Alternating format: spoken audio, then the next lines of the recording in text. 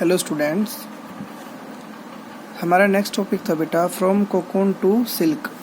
इससे पहले हमने life history of silk moth हमने पढ़ा था और अब हम एनसीईआरटी के नोट्स के थ्रू पढ़ रहे हैं। है तो बेटा सारी की सारी एनसीईआरटी की लाइनें ही हैं, फ्रॉम कोकून टू सिल्क।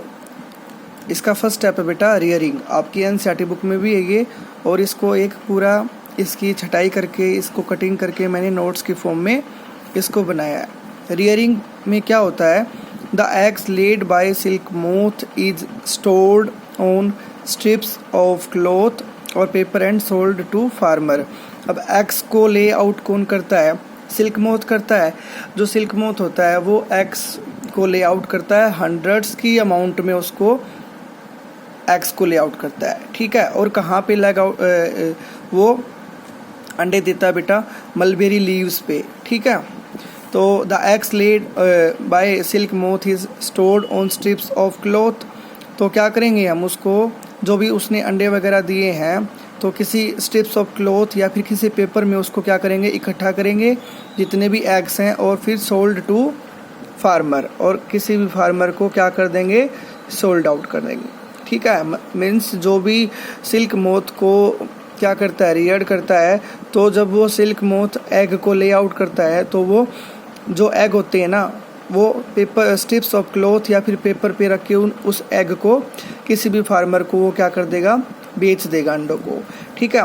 अब सेकंड स्टेप में क्या करेंगे, the egg are warm to stable temperature for larva to hatch. तो क्या करेंगे, एग को ले जाके वो फार्मर क्या करेगा, उनको वार्म करने के लिए स्टेबल टेम्परेचर पर उनको रखेगा ताकि इसमें से क्या निकल सके, कैटरपिलर, हैचिंग हो सके और लार्वा निकल सके। थर्ड स्टेप है the caterpillar larva Yeats day and night, ठीक है। जो किसान ने उस एग को कहाँ पे रखा, मलबेरी लीव्स पे रखा, और जो मलबेरी लीव्स हैं उसको ऐसे उसको ईट करेंगे, ठीक है। ये मलबेरी लीव्स है बेटा, और इस पे जो आपका कैटरपिलर है, ये कैटरपिलर है, और ये मलबेरी लीव्स को क्या करता है, ईट करता है डे एंड नाइट, ठीक है। दिन और रात उस लीव्स को खाता रहता है, और the caterpillars larva Yeats day and night. After that 25 to 30 days, ये प्रोसेस बहुत लंबा चलता है।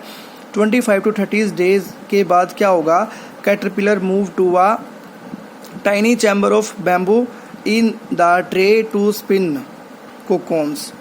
अब हमने वो एग को कहाँ रखना है, एक ट्रे के अंदर रखना है, और उस ट्रे में आपने जो कुछ हल्की एक बैम्बू की टहनियाँ भी डालनी है, ठीक है। जो बांस की टहनियाँ होती हैं वो भी डालनी है। फिर वो जो बैम्बू की जो चैम्बर है ना, वो क्या करेगा, वो जो कैटरपिलर है वो उस बैम्बूस के हल्के जो होल होते हैं ना छोटे छोटे, उसके अंदर घुस के क्या करेगा, कोकून की फॉर्मेशन करेगा, ठीक है। अपने आप को वहाँ पे कोकून की फॉर्मेशन करेगा।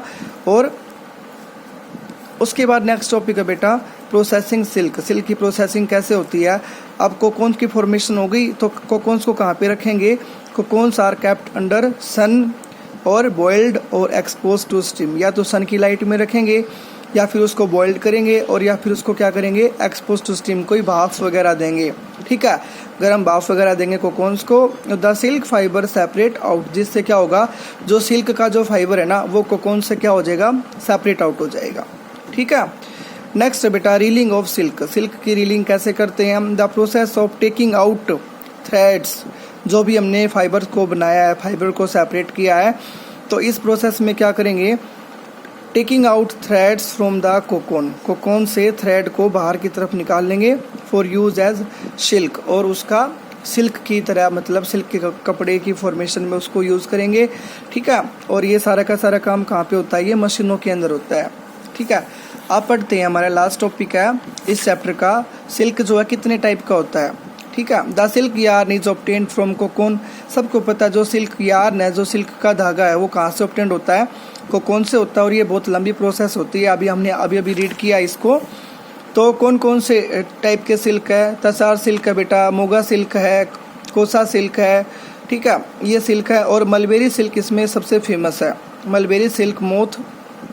इसमें क्या होता है, सिल्क फाइबर इज स्मूथ, ठीक है। इसमें जो भी सिल्क हमें मिलता है उसका जो फाइबर होता है वो स्मूथ होता है, चमकीला होता है एंड इलास्टिक होता है, ठीक है, लचीला होता है वो, उसमें शाइनिंग होती है।